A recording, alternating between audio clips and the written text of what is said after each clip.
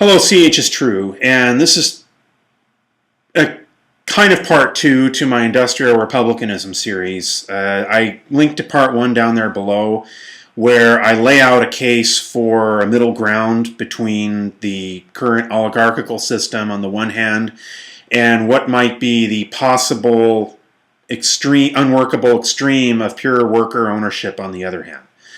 Some of you may favor pure worker ownership, and I can understand that, but if that is proven to be unworkable, plan B would be something I call industrial republicanism. And I ask that you watch at least the last half of the video linked below. The last half would mean you skip the first 4.5 minutes and you watch the last 5.5. It's not a big chunk out of your time in order to get a background of what I'm talking about in this particular video series, but I'm going to launch into it. In this video series, I'm going to talk more about the idea of an alternating current debt-free system, which I call the Tesla model. And this, again, assumes that capitalism survives and that capitalism is proven to be something that we can never part with. So this is an attempt to have capitalism with at least a social conscience as much as possible. So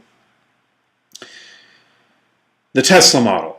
The Tesla model of capitalism as a possible plan B to the utopian model of abolishing all forms of hierarchy and exploitation. If the utopian model is impossible, then let's at least explore the Tesla model. It's a term that I've coined. Tesla, as opposed to Edison, who happened, by the way, to be a monopolist, Tesla advocated what was called alternating current. If you'll excuse me a minute here. And alternating current has proven itself to be essential to the powering of our grid.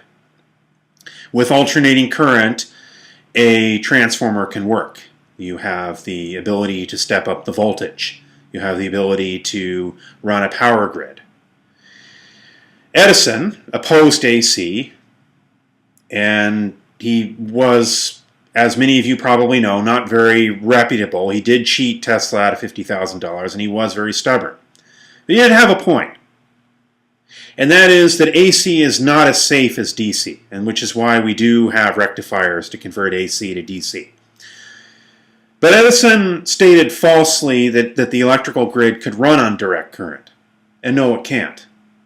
That's not in a practical sense.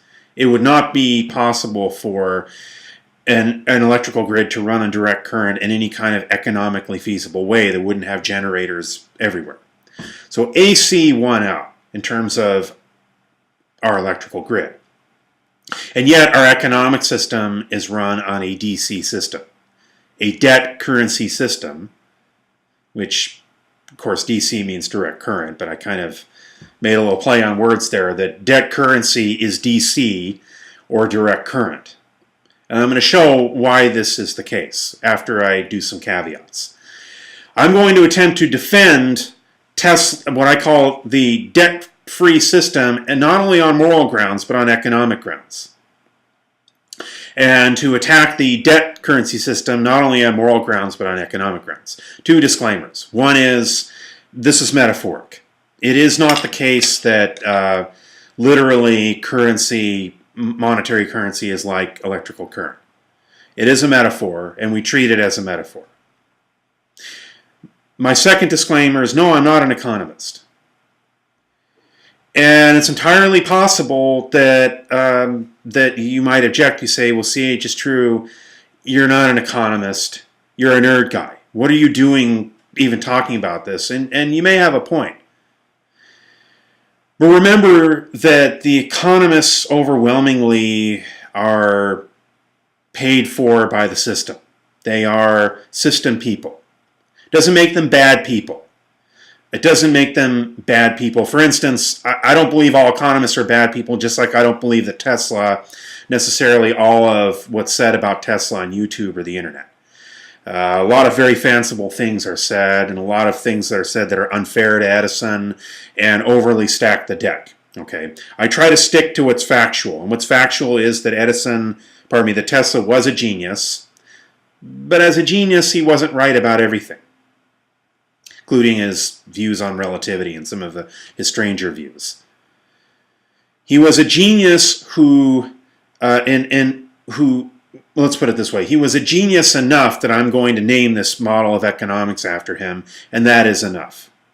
So, I'm not an economist. This is a metaphor, and I'm not saying that Tesla was always right about everything. But why do we still follow a DC model of currency which is based on a one-way transfer of wealth from working people to the banks? A one-way transfer of wealth from the productive workers to monopolists, to finance capitalists. Is that going to create the economic induction that it takes to stimulate the technologies to get us off of oil, to get us out into the solar system, to fund education so that we have that many new geniuses who will find solutions to string theory or the cure for cancer? I don't think so. Yes, it's a currency. Yes, it's a current. Okay. Yes, it's a circuit.